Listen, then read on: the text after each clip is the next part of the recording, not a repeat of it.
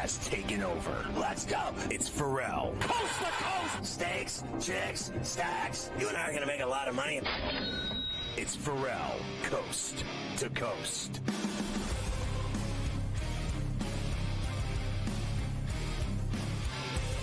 I know he talked about Manu Ginobili coming off of the bench his whole career, and an amazing player, an amazing career, Hall of Fame, you name it. So Thompson's not happy about this at all, but he said, I just got to do my job. They want me to come off the bench, so be it. I know he's livid, though, but I thought was very composed about it and classy and professional. Yeah, he was composed, but you could kind of tell, just watching him here, that it bothers him, but he does bring up Ginobili as he's talking about it. Here's Klay Thompson. Found out this morning. Me and Steve had a good talk about it. And, you could do two things. You can pout, or you can go out there and respond. And I thought I did the latter very well tonight. 35, I'd say so. Especially no turnovers, and I missed a few box outs, though, but more importantly, I realize I'm going to play a ton of minutes, so you just got to let the ego go when you think of coming off the bench and all that. So, I thought about Manu Ginobili. That guy has 4 rings and gold medal, and he came off the bench his whole career. And I don't think anyone looks down on his Hall of Fame candidacy. He's one of the greats, and I thought I embraced it before tip. I think he's, one of the great players that we've seen in this league, and certainly for them, winning championships and an amazing shooter. And I think that this all started, frankly, when he blew out his knee and his Achilles. He's never been the same player.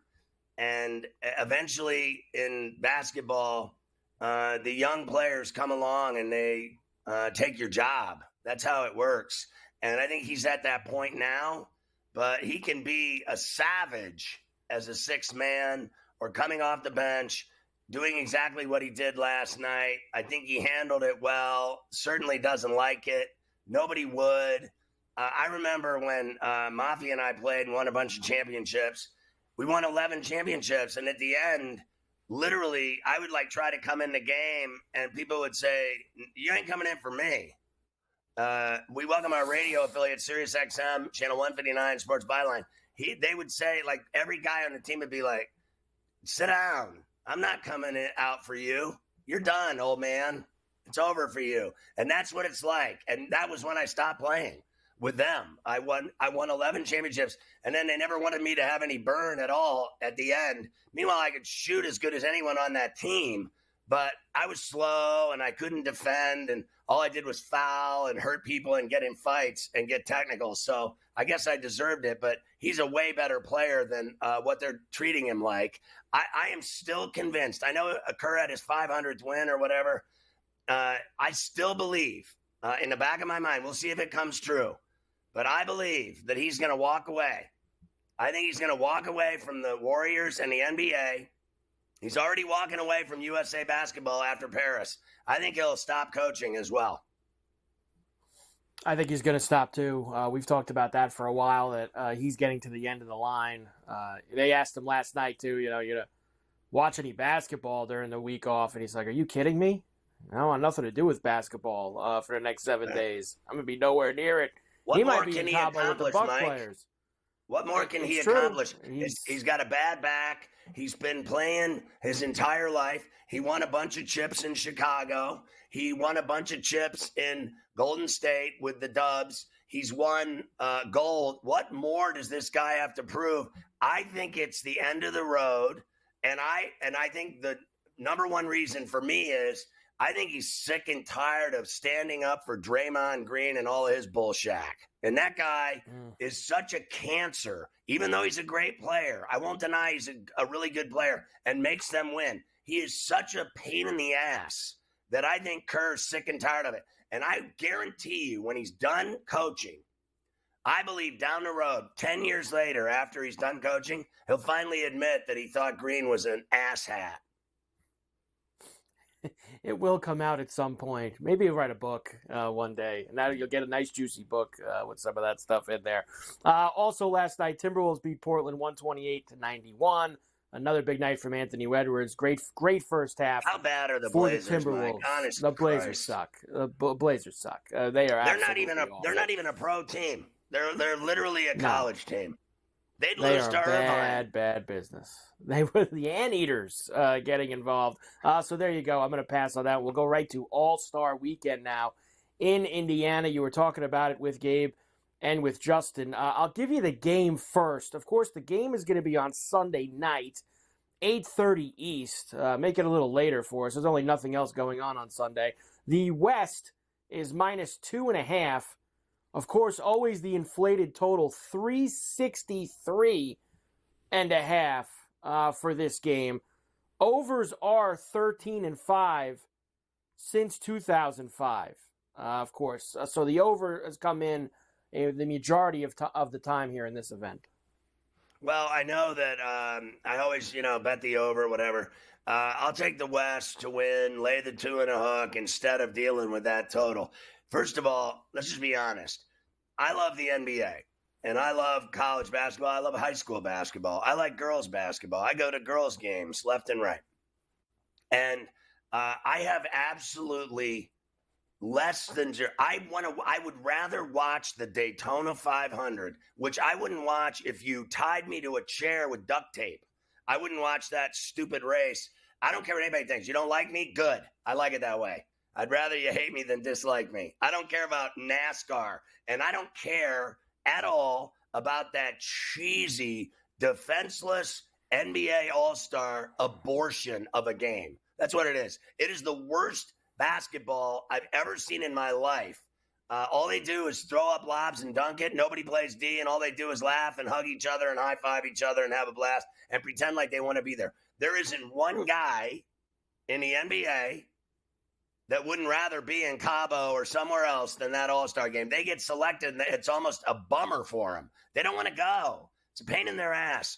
All these stupid All-Star weekends. That Pro Bowl is a disaster. The NHL All-Star weekend's a disaster. And the NBA is a disaster. No one wants to admit it, but that's exactly what it is. I wouldn't watch that Sunday night if you paid me a stack.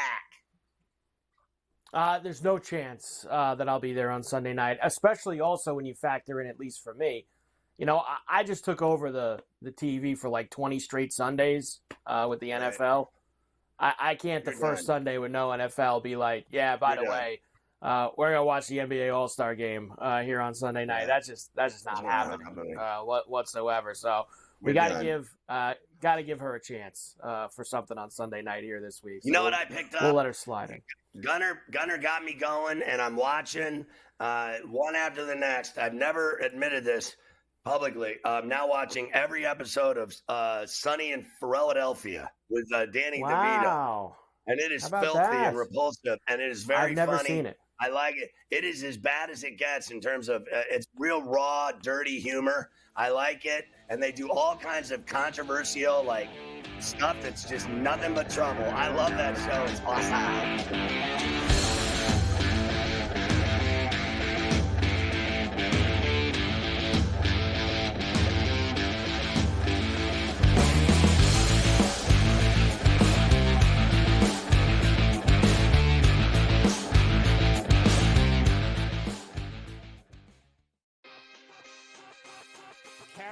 Came back.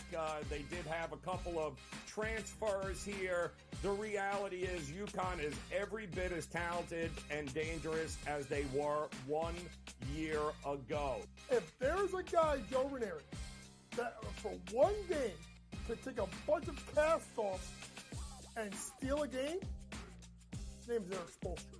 Game time decisions. Only on SportsGrid. Team that has a great point guard, a great big that can block shots, a team that can play defense, and seniors that can put the ball in the hole. That's who you bet on. You don't bet on freshmen. You don't bet on teams that don't play defense. There you go. I mean, you got to run the guy over to call a foul in a tie game in that kind of a spot. That was a bad job by those refs. Ferrall Coast to Coast Only on SportsGrid. Your gut says Miami is going to win, and you should take the over. Your gut also said your NFT selfies would only go up in value. They didn't. But your head is on SportsGrid and knows the QB is in concussion protocol. The backup has a 45 QBR against the zone coverage. The New York D has the most sacks in the league. So yeah, trust your head. It's smarter to be on SportsGrid. I'm sort of starting to figure out where these Canadian guys play well, bro. Not Hawaii, not California. Give me a Canadian in Ohio, Cam. Give me a Canadian in Michigan. Give me a Canadian at the Waste Management. Good old Charlie Hoffman, the representative of Waste Management, played the best tournament of his life in the 8 years and lost in a playoff to the Canadian. It turned out to be like a wicked tournament. Shout out to Nick Taylor, gave BC's finest. Sports Rage Late Night. Only on SportsGrid. It's smarter to be on SportsGrid. Your 24/7 sports wagering network. The early line. Magical and historic season in Lincoln, Nebraska continues. He is the best player in the NBA, but also in the biggest moments where the national media is watching. Newswire. Something that we have never seen happen before with one of the iconic coaches in the game. Ferrall coast to coast. The team covers. It's automatic. It's every time. Not sometimes. It's every time. Game time decisions. Luka is actually far more dangerous from three on the road this year than at home. This game here tonight, you may want to consider taking as many points as humanly possible. In-game live. Prime time. We got not one, but two coaches fired systems in place. Sports Rage This Late sort of Night. has letdown written all over it. It's going to be hard to match the emotion that they played with the other night. It's smarter to be on SportsGrid.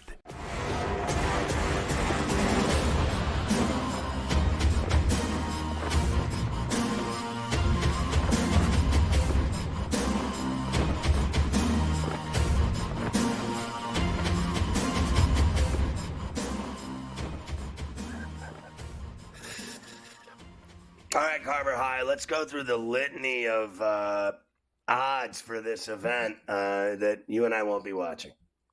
Yeah, the MVP on Sunday night, Giannis is the favorite at 6-1. LeBron, Tatum, Curry, Lillard, Durant.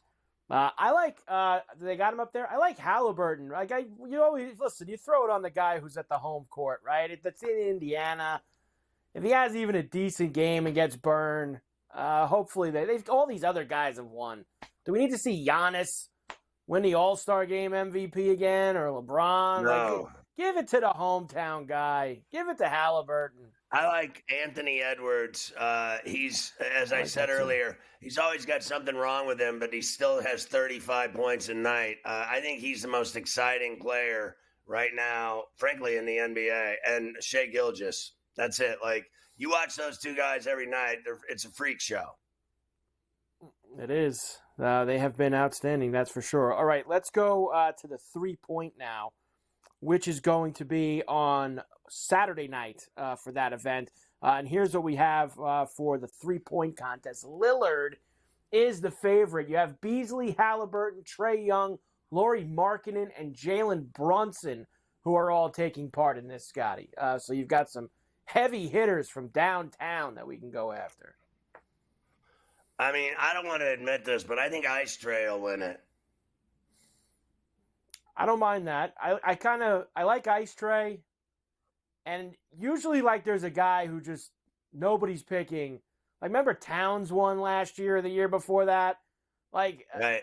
Give me Markkanen from the Jazz. That dude right. can rip. Give me him out in the corner at a nice little price there. The dunk contest. 4 participants for you in the dunk contest this year. Of course, Mac McClung coming back. He's still in the G League, but coming back to defend his title. Jacob Toppin, Jaylen Brown, which is interesting just because you rarely get like an actual legit all-star to compete in this thing, and Brown will be in it, and Jaquez from the Heat will be in there as well. So I'm going to take Jaquez of the Heat to win it at 8-1. He can throw it down. He's big. I think he's the last choice, and I'll take him. Why not? What do I have to lose? What do I care? 8-1, I'll take it if it hits. Take the long shot. Let's just go after it with the long shot. We'll be fine there. You have the Steph Curry, Sabrina Ionescu event, which also will happen on Saturday night. There's the odds. Obviously, Steph is the favorite. There's a lot of rules here, Scotty. 4 ball racks, a money ball, 2 star range shots, which I guess are from like mid-court. And Sabrina is going to shoot. Now, the rules stay here from the WNBA line. Like Termini told you before, she told those guys yesterday she's shooting from the NBA line. So wherever you want to go for her. I don't think she beats him. And then I also think she's a great player, and I think Caitlin Clark's better. I think that girl is going to light up the WNBA like nobody's business. That girl, to me, she's the best women's basketball player in the world.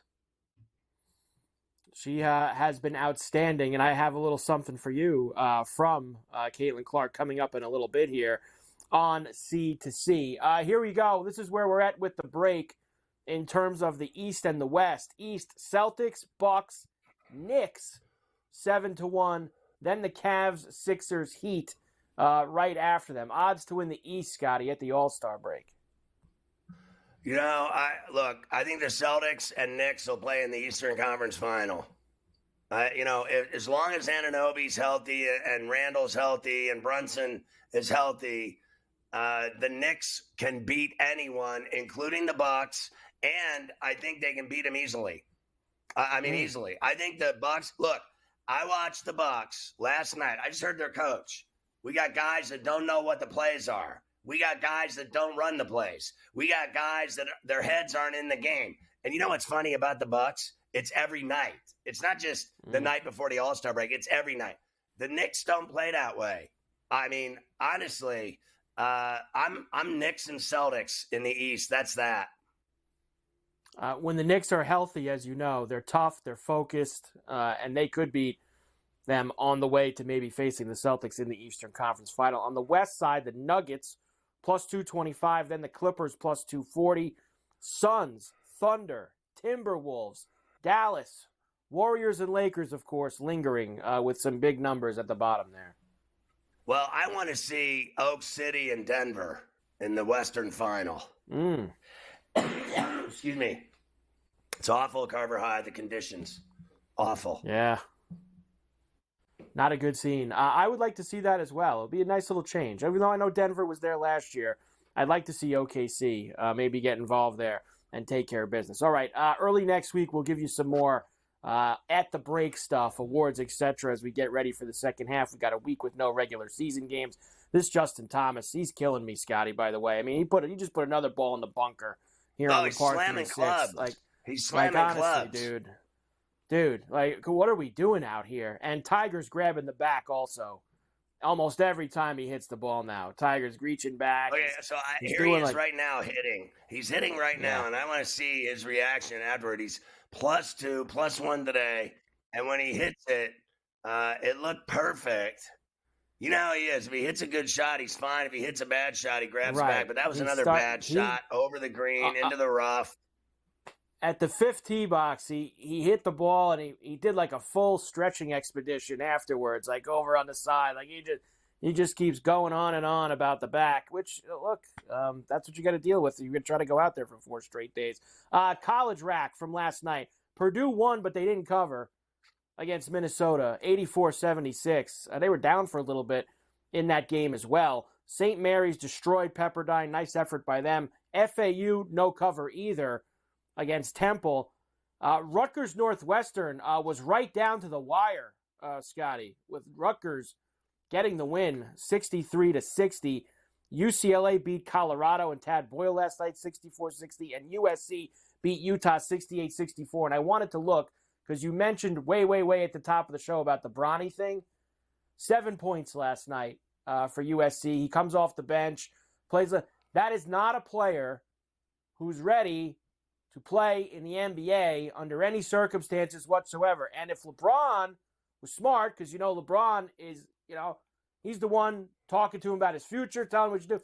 He should be playing college basketball, Scotty, for the next 2 years, 3 years, 4 years even, and get his game to where the point where he can have a real NBA career, not a sit on the bench because my dad's on the team NBA career. That's what they should be thinking about. I think it's a fantasy. I think it is an absolute movie that they're trying to create with LeBron James playing with his son Bronny on the Lakers. He is no more an NBA player than you or I.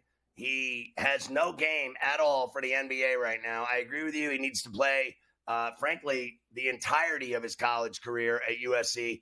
He's average at best as a college player, let alone, can you imagine what a deal that would be for everyone that really is legitimate, that plays college basketball, that's trying to make it in the NBA, and they move this kid right over everybody so he can play with his daddy. I think it's criminal. He should not be in the NBA at all. And let me say another thing.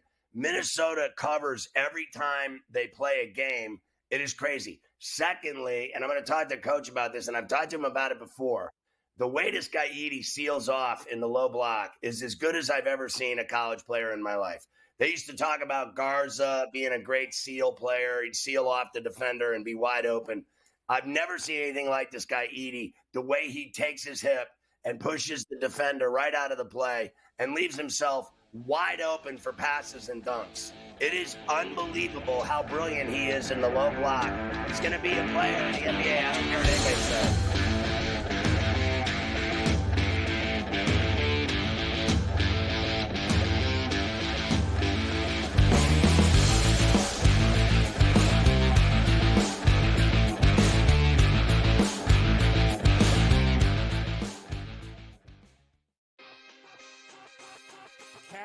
Came back. They did have a couple of transfers here. The reality is UConn is every bit as talented and dangerous as they were 1 year ago. If there's a guy, Joe Ranieri, that for one game could take a bunch of cast-offs and steal a game, his name's Eric Spoelstra. Game time decisions. Only on SportsGrid. Team that has a great point guard, a great big that can block shots, a team that can play defense, and seniors that can put the ball in the hole, that's who you bet on. You don't bet on freshmen. You don't bet on teams that don't play defense. There you go. I mean, you got to run the guy over to call a foul in a tie game in that kind of a spot. That was a bad job by those refs. Ferrall coast to coast. Only on SportsGrid. Your gut says Miami is going to win, and you should take the over.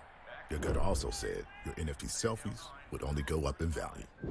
They didn't. But your head is on SportsGrid and knows the QB is in concussion protocol. The backup has a 45 QBR against the zone coverage. The New York D has the most sacks in the league. So yeah, trust your head. It's smarter to be on SportsGrid. I'm sort of starting to figure out where the Canadian guys play well, bro. Not Hawaii, not California. Give me a Canadian in Ohio, Cam. Give me a Canadian in Michigan. Give me a Canadian at the Waste Management. Good old Charlie Hoffman, the representative of Waste Management, played the best tournament of his life in 8 years and lost in a playoff to the Canadian. It turned out to be like a wicked tournament. Shout out to Nick Taylor, gave BC's finest. Sports Rage Late Night. Only on SportsGrid. It's smarter to be on SportsGrid. Your 24/7 sports wagering network. The early line. Magical and historic season in Lincoln, Nebraska continues. He is the best player in the NBA, but also in the biggest moments where the national media is watching. Newswire. Something that we have never seen happen before with one of the iconic coaches in the game. Ferrall coast to coast. The team covers. It's automatic. It's every time. Not sometimes. It's every time. Game time decisions. Luka is actually far more dangerous from three on the road this year than at home. This game here tonight, you may want to consider taking as many points as humanly possible. In-game live, prime time. We got not one, but two coaches fired systems in place. Sports Rage This Late sort of Night. has letdown written all over it. It's going to be hard to match the emotion that they played with the other night. It's smarter to be on SportsGrid. The brighter the lights, the bigger the stakes. Hunt or be hunted. Know your prey. This is a whole new jungle. This is The Lion's Share. Brought to you by BetMGM. So go get your $150 from BetMGM. All you have to do is open an account on iOS or Android or BetMGM.com. Start your account with $5. Bet $5 on anything standard odds. Boom, doesn't matter if you win or lose. You're going to get $150 in bonus bets immediately. All you have to do is use the bonus code SG150, SG150, and you're going to be styling with $150 in bonus bets, courtesy of BetMGM, and then you're going to roll with them forever.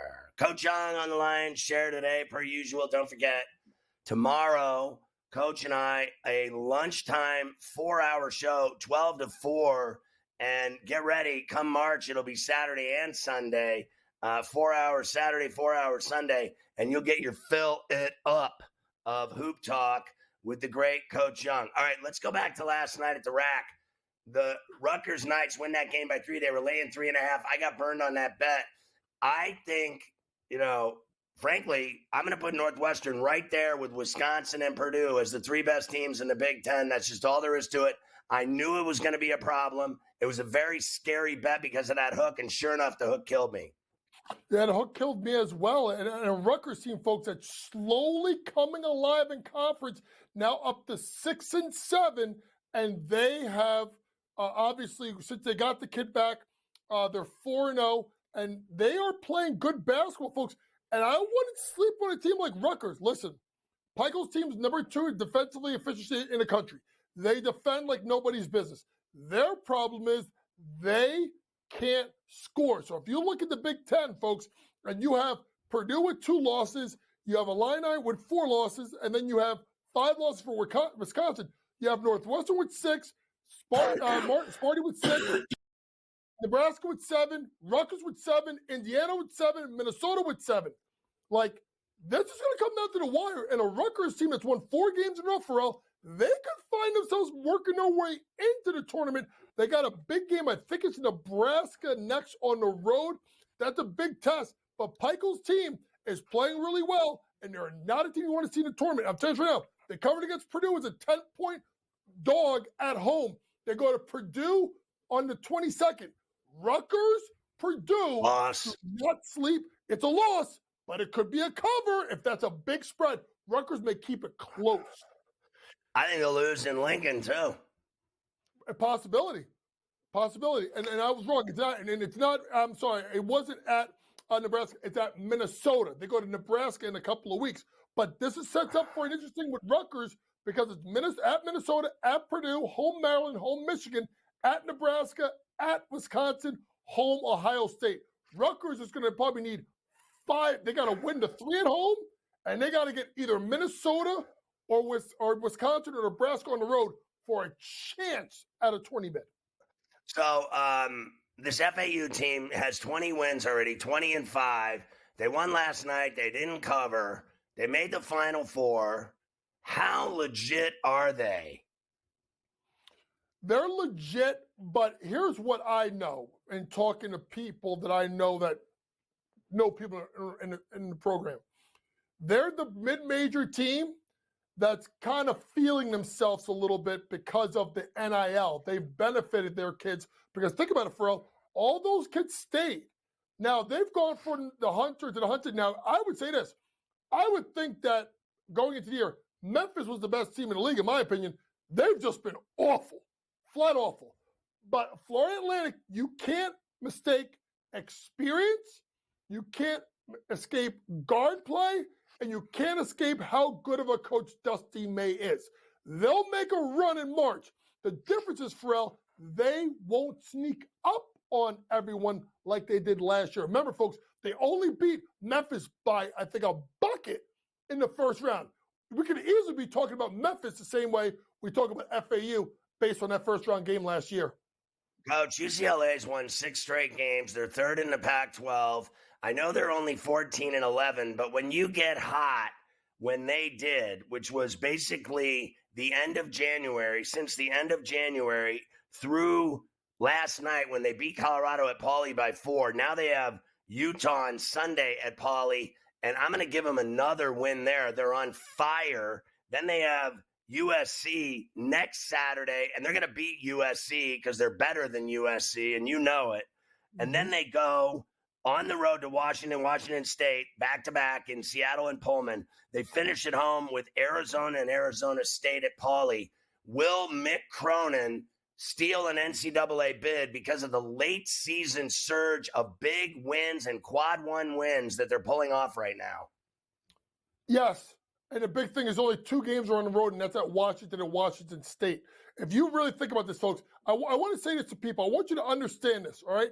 In this winning streak, they've given up 50, 63, 63, 74, 60, 60.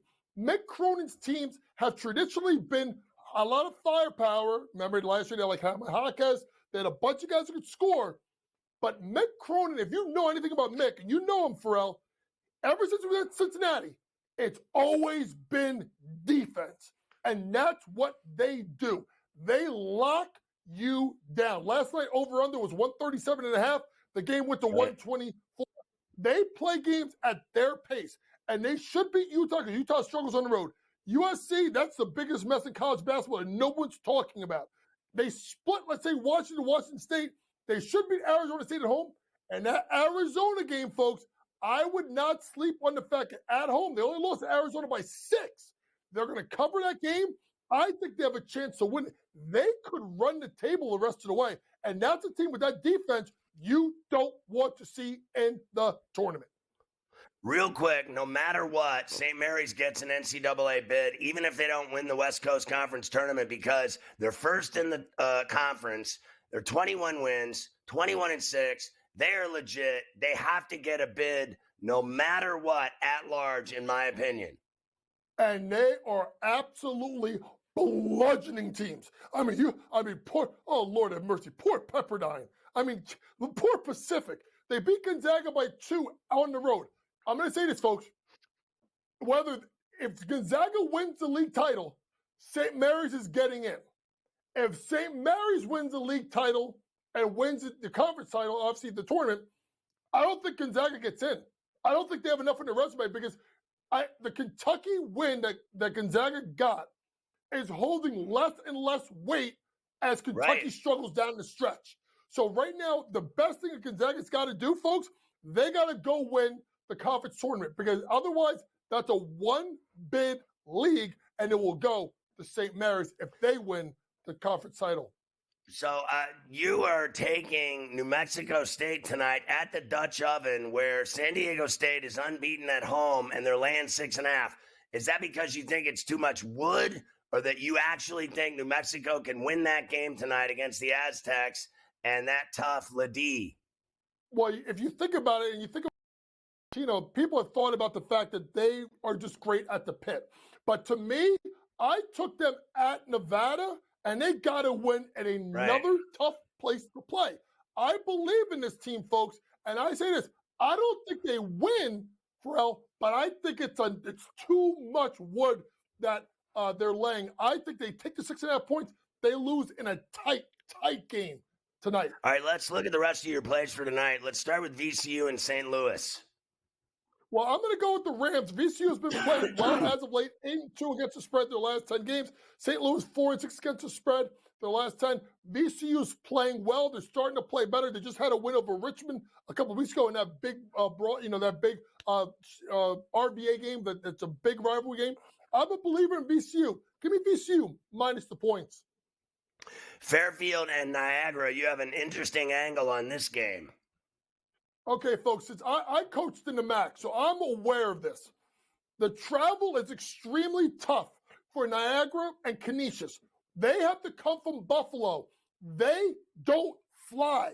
They got to drive the 7 hours, and those teams tend to struggle in the first game coming south. Just like all the teams in the MAC, when they go north, they tend to struggle unless it's Siena, because Siena's closer to Buffalo. Because of that, in fact, the Fairfield's very good at home.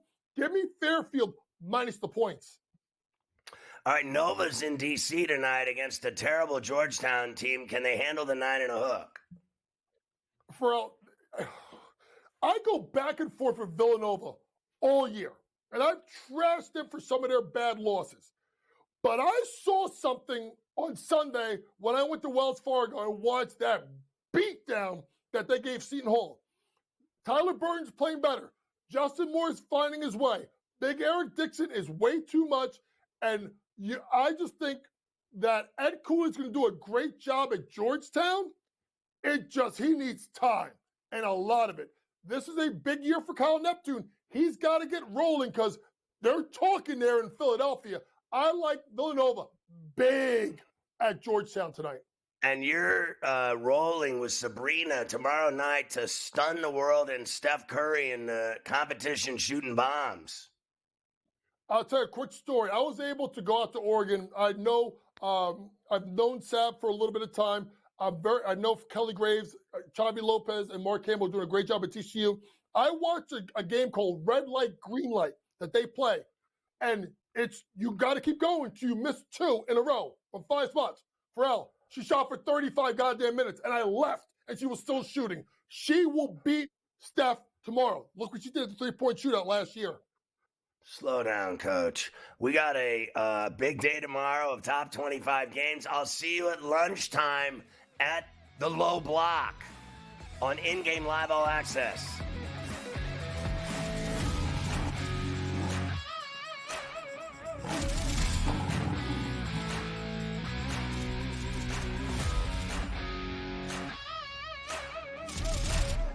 The Lion's Share, presented by BetMGM.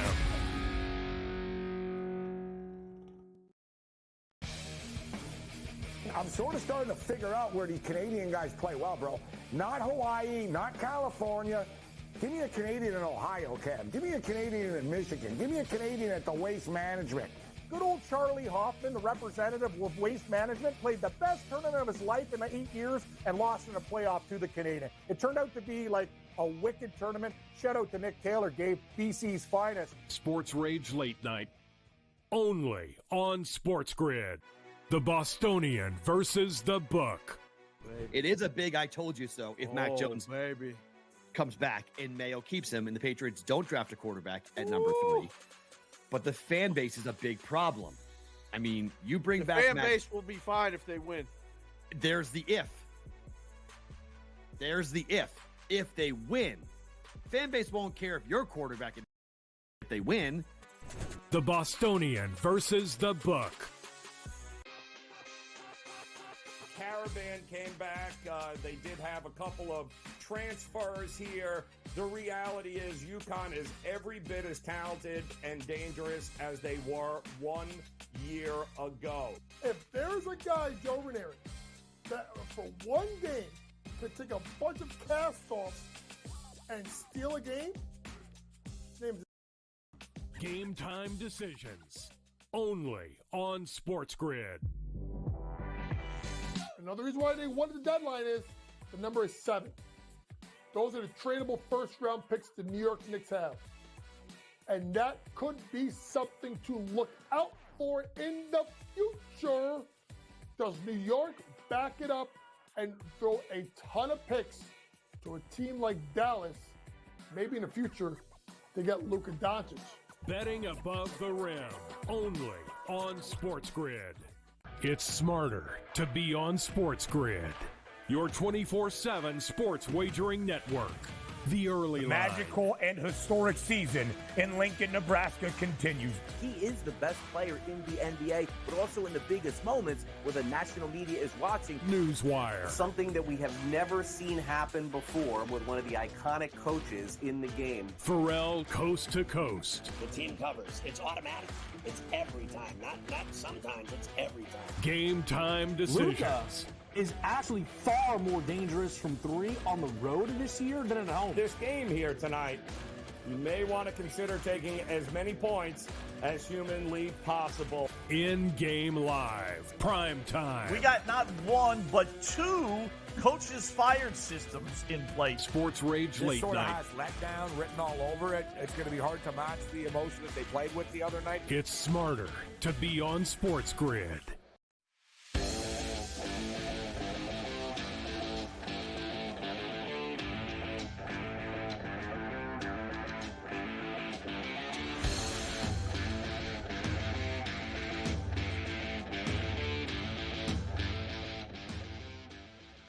All right, Ferrall C2C on a Pain-Free Friday.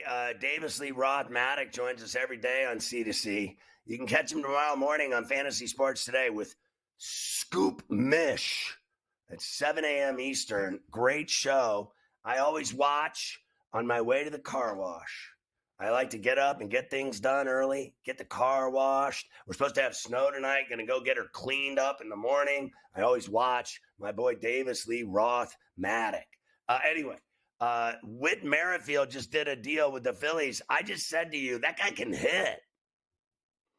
Well, he can hit. I mean, that's not really been the issue. I don't know if I guess I should say he could hit. I don't know if he still can hit. He was really bad for Toronto last year. The strikeouts went up. The walks went down. His batting average went down. The power went down. He only hit 11 home runs in the entire season. Last year, he'd been a 16, 15 guy before. He did steal a bunch of bases, so I guess, he still got that going for him. And the glove is pretty good. I suppose it's a good signing, and it really is, this is like such a nutshell of baseball in 2024. 10 years ago, this dude would have signed his 4-year deal. He would have made good money. In fact, he probably never even would have been a free agent at 35 years old. Kansas City probably would have just given him a good deal. They never would have traded him. And I kind of think it's weird, actually, that the Blue Jays decided that they didn't want him, because I'm looking at the Blue Jays projected, opening day lineup, and I kind of think that if he still had some juice, that he should be on this team, because their middle infield options are not really that strong.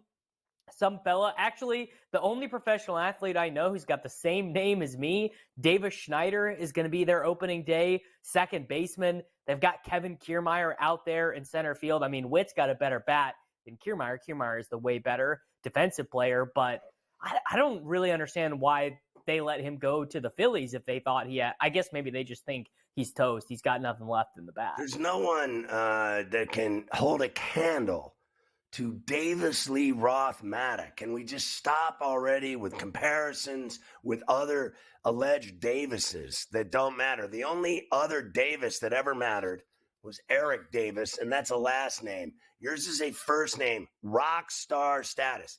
Now I'm going to throw a curveball at you. It just drove Tiger Woods off the golf course at Riviera. He is finished. He was 2 over, 1 over for the day, and he was grabbing his back all day. And it's painfully obvious to me, no pun intended, that his career is over. He cannot golf anymore. He cannot play 2 rounds of golf in Southern California in nice weather. And, I mean, imagine this guy trying to play in the British Open right now, the Open Championship. I still call it the British Open. In driving wind and rain and cold, with this guy's body, he's the Tin Man. He got driven off of the course in a golf cart, and the Golf Channel literally showed the guy in the golf cart for 7 minutes in a row from where he was on the course to where he got to the clubhouse. It was embarrassing. And he had his hands in his head like he was frustrated, and he knows that it's over. His body is completely shot. It is time, as I said yesterday on this show, to become Greg Norman and start selling clothes.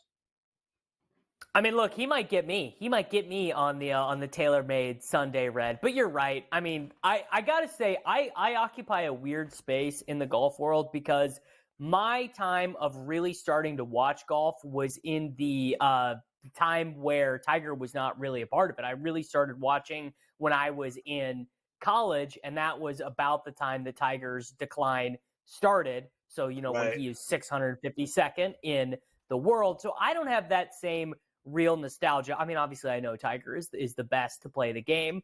So this whole, really like the last 3 years post him winning Augusta in 2019, it's kind of been painful for all of us for different reasons. I mean, if you don't really like Tiger, painful because you're forced to watch the guy who's coming in 48th place of the US Open. You have to see all of his shots on the broadcast. And if you love Tiger, pretty painful, just to watch this guy amble around every time he has to hit a 5-iron out of the rough. You're like, oh my God, this guy's back is just going to break on the golf course.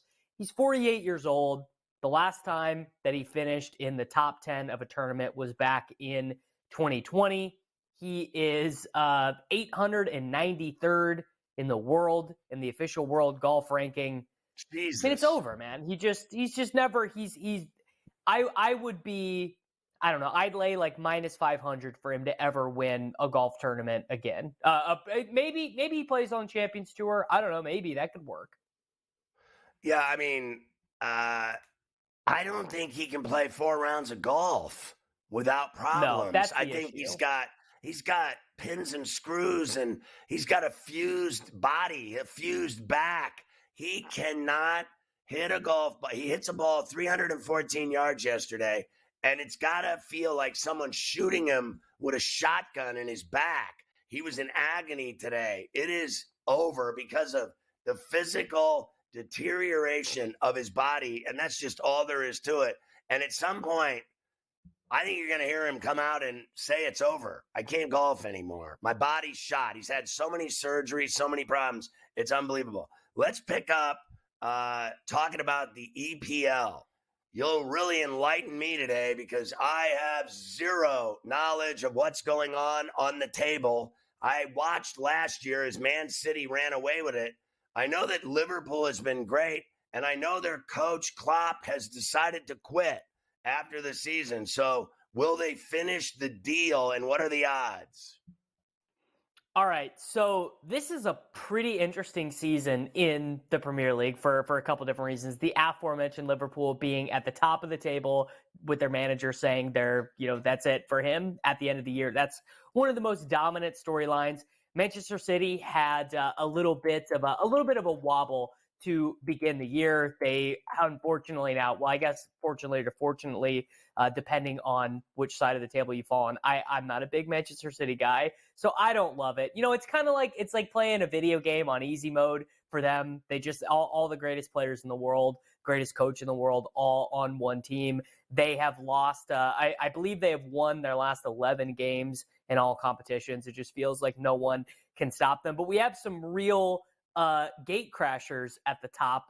Tottenham in 4th with their Australian manager Ange Postecoglou, and Aston Villa, the team that I support, not historically part of this group at all, sitting there at 5th. And then the best part of the season has been the disaster that is Manchester United sitting there in 6th. If I was to make any wagers right now, I don't hate betting on Arsenal to end up winning the league. They're sitting there 3rd in the table right now. But really, the reason I wanted to bring this up, and I do think plus 550 for them is pretty fair, is everyone right now is starting to lock in on college basketball. Football's over. Spring training has not started yet. The NBA is at the when people decide to flip the dial over, and they want to watch Seton Hall. This is when people start getting into college basketball. And I used to do this too. But, as when you get a little bit older, Scotty, you kind of have to pick and choose. You can't follow every single sport in the world. You can't have 19 different fandoms. And somewhere along the way, I picked up soccer instead of college basketball. And I don't regret that decision at all. I think that was a smart game theory optimal decision for me. It's hard to bet it, though, isn't it? It is. So it is kind of hard to bet it because obviously our brains are like, oh, well, someone has to win and someone has to lose every single game, right? But when you're betting a 3-way money line in soccer, so for example, we're going to go bet one of these matches tomorrow. We're going to bet Aston Villa and Fulham. There are 3 options presented to you, a win for either side or a draw. And just the way that, we've all been watching sports since we were knee high to a grasshopper, and you either win or you lose. So just mentally, it's hard to account for the probability of a tie. You kind of have to, the way they bet things overseas is they just bet on a lot of wacky stuff. They do like 4-leg same game parlays. Over in England, they call them bet builders, but they'll do stuff like they bet on the number of yellow cards shown in a match or the number of corner kicks available. So, I mean, people in England, they love to get the gamble on it. It is pretty hard to bet. So let's talk about the MVP odds for the NBA and the title odds for the NBA. We were talking about it before. I was basically Celtics, Knicks, Denver, and OKC were my 4 in the conference finals at this point. Those are the juiciest teams for me. All the others choke. Minnesota never gets it done. The Clippers never get it done. I think the Bucks are phonies. Who do you like for MVP, and who do you like title odds-wise in the NBA? Title odds, it's definitely still the Denver Nuggets. I mean, I think they are in a 7-game series against either the Celtics, the Knicks, or the Bucks. I think they would be favored. I think they are the better team. But I really wanted to hone in on the MVP because I think there's one guy who is like hilarious. Like this price is terrible. I don't think Giannis can win MVP. I think the Bucks are going to be they're going to be like the 4 seed maybe. So you're not giving him the award for being the 1 seed. Like I just don't, and he got his coach fired in the middle of the season. Very rarely do the voters reward that behavior. And I don't know if Nikola Jokic is going to be, like right now he's minus 140 on BetMGM to win this award. But the Nuggets also, they might be the 4 seed. They've had a couple bad losses here in the middle of the regular season. Jamal Murray is banged up. Like it might just be one of those cases where they kind of just coast through the regular season. I think Jason Tatum, who is listed at 40-1, should really be more like 10-1 because the Celtics are going to have the best record in the regular season. They are far and away the best team in the regular season. They are 43-12. So that is 4 wins better than any other team in basketball. They're probably going to win 60 games, I would bet. He's the best player on the best team. I think, and with just like a weird resume for Jokic and for Giannis, I really think Tatum might be able to win it. So, possible Denver-Boston final. All right, what about baseball as we get ready for spring training in all its glory with pitchers and catchers reporting and then position players joining them in the grapefruit and cactus leagues? Who's your early look odds in terms of favorites to win it all this year? I was maybe kind of thinking about putting a ticket in on the Baltimore Orioles the other day, and then we started to get the reporting that like all their starting pitchers are going to start the season on the IL. So I don't love that. But because the Atlanta Braves and the Dodgers have to play each other, a lot of the NL odds are way down. I think there's maybe some potential profit there. The one I landed on is the team that we started talking about here with Whit Merrifield, the Philadelphia Phillies. At 15-1. Yeah, I put a little ticket in on our Philadelphia Phillies at 15-1. Yeah, I think that they have a shot, and everybody's going to pick the Dodgers. And how do you think Texas will do after their title? I mean, I think they're going to do good, but they got so lucky with those pitching performances last year, and who knows what they're going to get out of Scherzer and DeGrom this year. Are these dudes even going to play? Like, are they going to get half a season out of those guys? Are they going to get no games out of those guys? Because they definitely need it when the alternative is 150 innings of Dane Dunning. Real quick, your number 2 pick in the NFL draft is Drake May. Lock it in. He's already has some oceanfront property there in DC. There you go. All right. Hey, Davis, have a great weekend, buddy. Great stuff.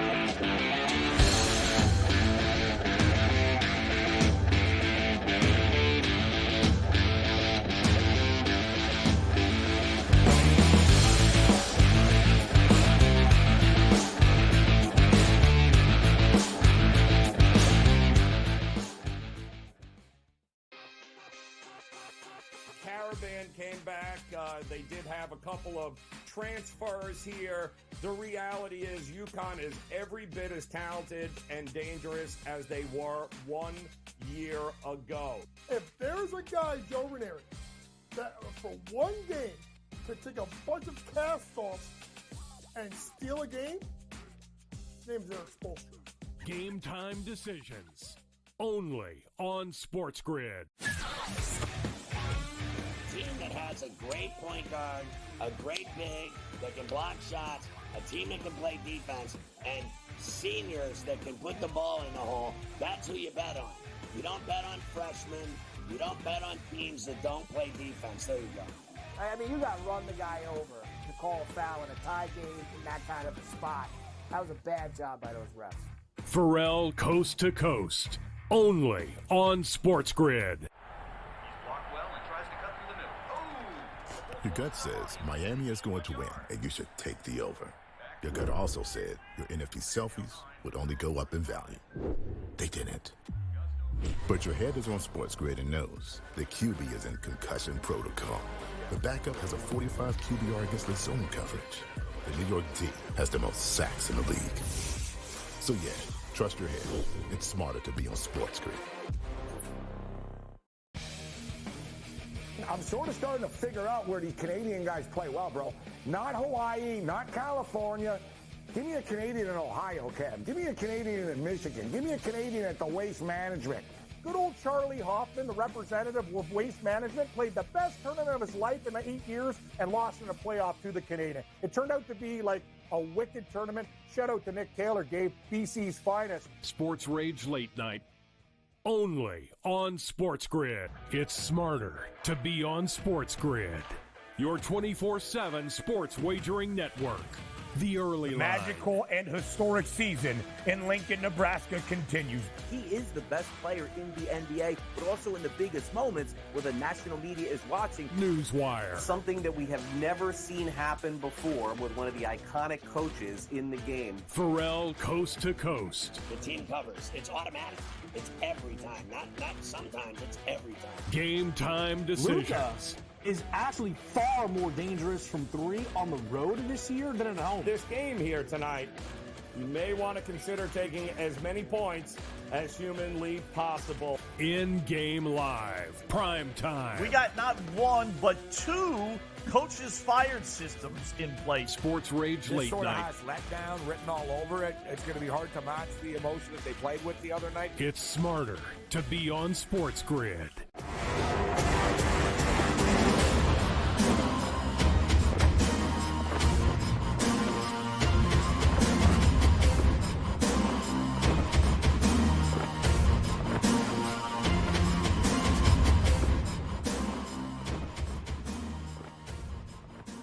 It's time for another exciting edition of Today in Carver High History. Certainly is. We'll start in 1963 today. North Carolina forward Billy Cunningham grabs a record 27 boards in a game against. Not that for hitting the glass. 1969, Red Wings captain Alex Delvecchio picks up an assist to become the third player in NHL history to score at least 1,000 career points. 1970, Joe Frazier TKO's Jimmy Ellis in 5 rounds for the heavyweight championship of the world. 1972, Wilt Chamberlain becomes the first player in NBA history to hit the 30,000 career point mark. 1989, Red Sox pitcher Roger Clemens signs a 3-year, $7.5 million contract. Hershiser signed a 3-year, $7.9 million contract. Garrett Cole makes that every time he starts now. 1997, Hendrick Motorsports posts a 1-2-3 finish in Daytona with Jeff Gordon winning ahead of Terry Labonte and Ricky Craven. 99, O.J. Simpson's 1968 Heisman Trophy is sold for $230K to help settle a $33.5 million civil judgment against him for the death of his ex-wife and her friend. I'd say that the Heisman left him a little short of the $33 million. Probably needed to They're find still a little looking more, for the killer. couple more. They're still looking for that money from OJ. 2001, Matthew Schneider, the Kings' first defenseman to score a goal against all 30 teams. 2003, Michael Waltrip wins the Daytona 500. 2005, the entire 2004-05 NHL season is chopped by Commissioner Gary Bettman. It's the first time a North American league called off an entire season. No one cared. Due to a labor dispute. 2013, Leo Messi scored a goal for the 14th straight game in La Liga. 2014, more skiing. Bodie Miller becomes the oldest medalist in Olympic skiing history, the bronze at the Super G in Sochi. Your boy Bodie. I've had Bodie on the show before. Great guy, cool guy. What a strange trip it's been for him. This whole Tiger story is crazy. Yeah. He says he withdrew because he's sick. Why?